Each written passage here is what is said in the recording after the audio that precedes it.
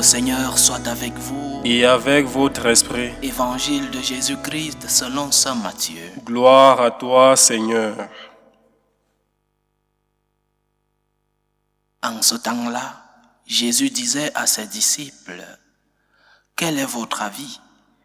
Si un homme possède 100 brebis et que l'une d'entre elles s'égare, ne va-t-il pas laisser les 99 autres dans la montagne pour partir à la recherche de la brebis égarée?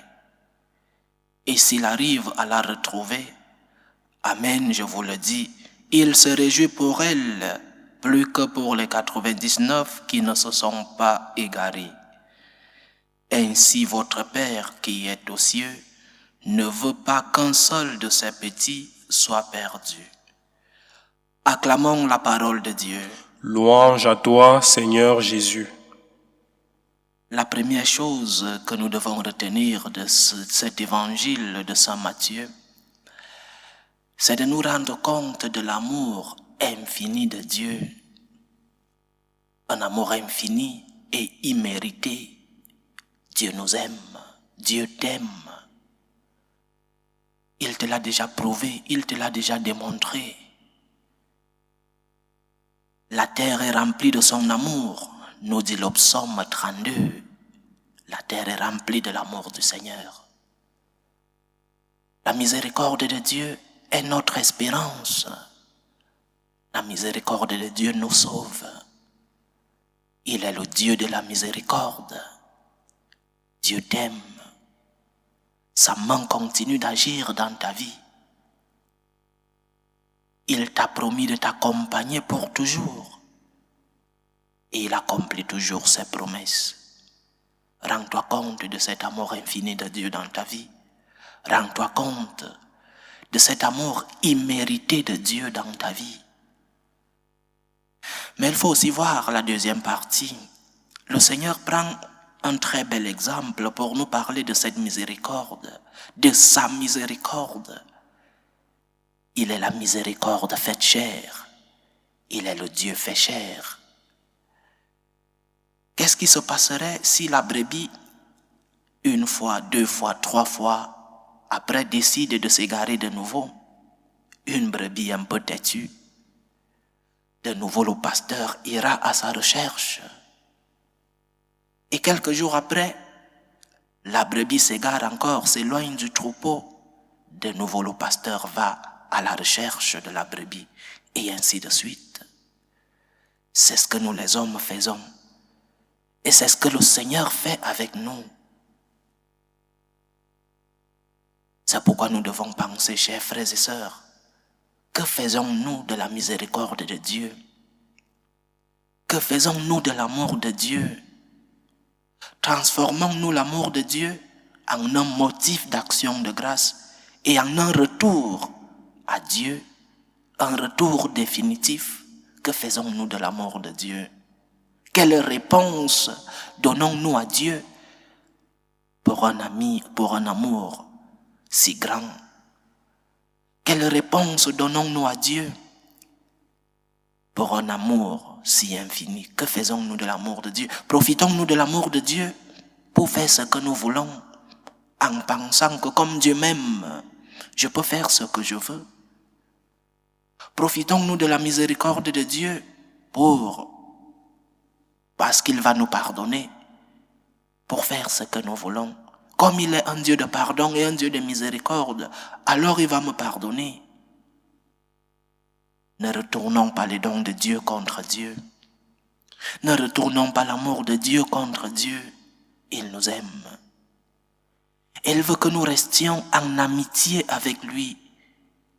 Il ne veut pas que nous nous séparions de lui. Et lorsque nous nous séparons de lui, il est toujours le premier à aller à notre recherche. Mais la brebis est un animal et nous sommes des hommes.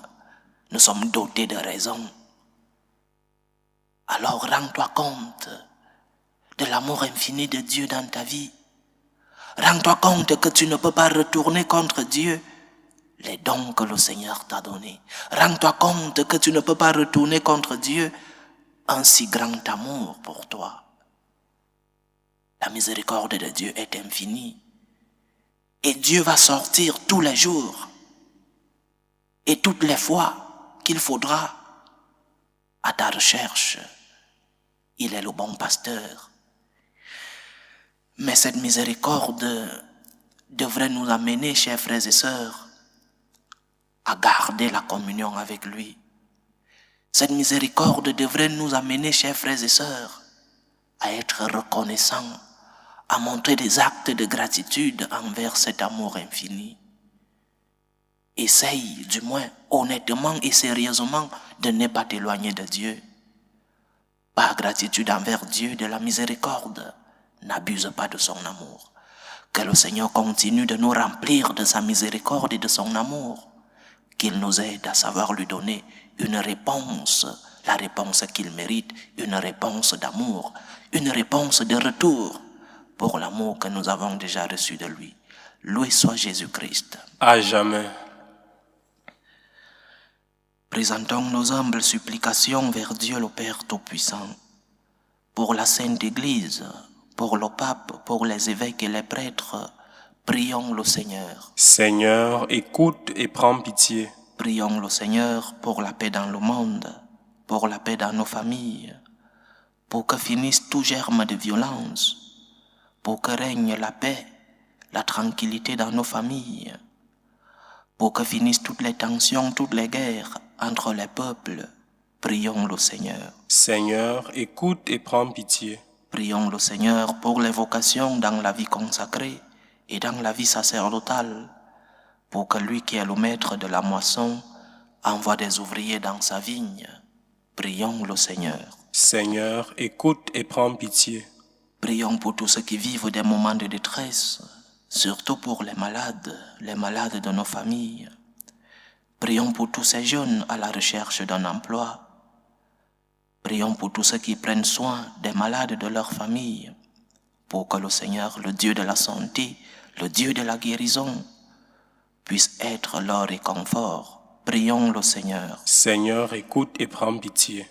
Pour nous tous ici rassemblés, pour tous ceux qui nous suivent à travers ce canal, pour toutes nos intentions de prière, pour qu'en cette fin d'année, le Seigneur nous remplisse de gratitude, pour que nous puissions lui montrer par des œuvres nos remerciements, nos actions de grâce.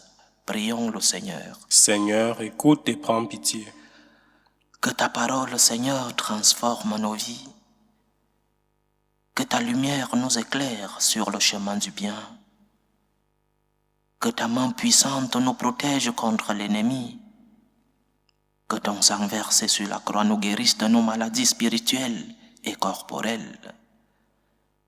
Aide-nous, Seigneur, à ne pas nous éloigner de toi. Remplis-nous de ta présence. Aide-nous à attendre la venue de ton Fils Jésus-Christ dans la paix, dans la joie et dans l'unité. Toi qui vis et règnes pour les siècles des siècles. Amen.